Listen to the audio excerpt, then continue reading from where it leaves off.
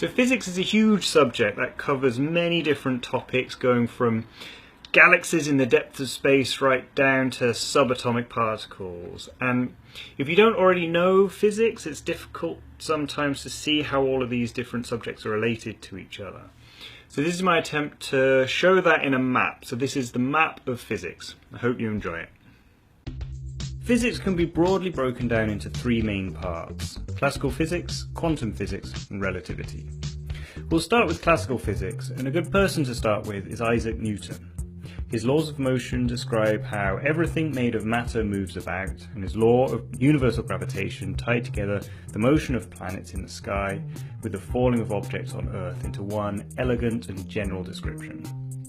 He also invented calculus, a supremely powerful mathematical tool which has been used over the centuries to drive new physics. Calculus is really a part of mathematics, but physics and mathematics are inseparable. Maths is the language of physics, and you can imagine it like the bedrock that the world of physics is built from.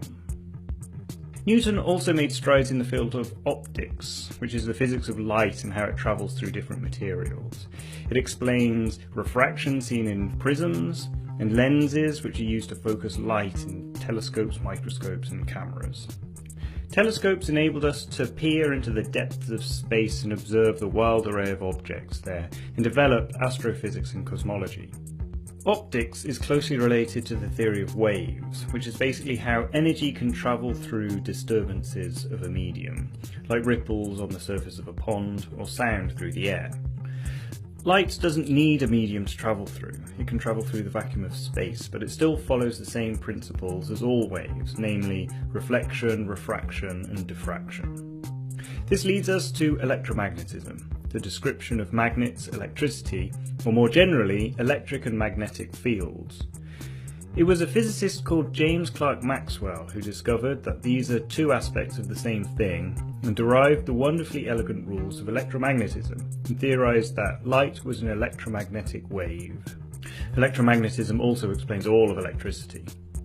Jumping back a little bit, classical mechanics is related to Newton's laws and covers the properties and motion of solid objects, how they move when forces hit them, and what happens when they're joined together, like in gears or in buildings or bridges.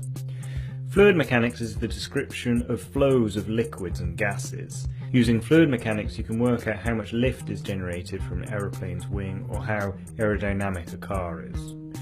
Fluid mechanics is notoriously difficult, mostly because the motions of tiny things like molecules get really complicated really fast, which leads us to chaos theory. Chaos theory is the description of large, complex systems and how small differences in initial conditions can lead to very different final outcomes. Thermodynamics is the description of energy and how it passes from one form to another. It also includes entropy, which is a measure of order and disorder, and basically tells you how useful different kinds of energy are.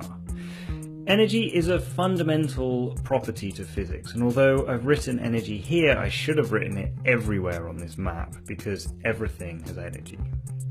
So that's all of classical physics, the picture of the universe we had around the year 1900. It told us we lived in a universe where everything ran sort of like clockwork. If you could measure everything accurately enough, the future was kind of predetermined. However, not everything was solved. There were just a few holes in experiments that hinted at something more. The orbit of Mercury was slightly too fast, and some strange things happened on the smallest scales with electrons and light, which were all unexplained. Physicists at the time thought that they'd solve and explain these problems soon enough, but poking at them, they unravelled the new domains of relativity and quantum physics and turned our understanding of the universe completely on its head. Albert Einstein was the genius who developed the theories of special and general relativity. Special relativity predicts that the speed of light is constant for all observers, which means that when you travel really fast, weird stuff starts happening, like time slowing down. It also states that energy and matter are different aspects of the same thing, through the famous formula E=mc². General relativity says that space and time are part of the same fabric, called space-time, and that the force of gravity comes from objects bending space-time, making other objects fall in towards them. While relativity describes the very big, other physicists were busy at work on the very small in the world of quantum physics. Atomic theory probed the nature of the atom, and more detailed descriptions of the atom were developed, from a tiny sphere to electron orbits, to energy levels, and then to the electrons being wave-like charge distributions.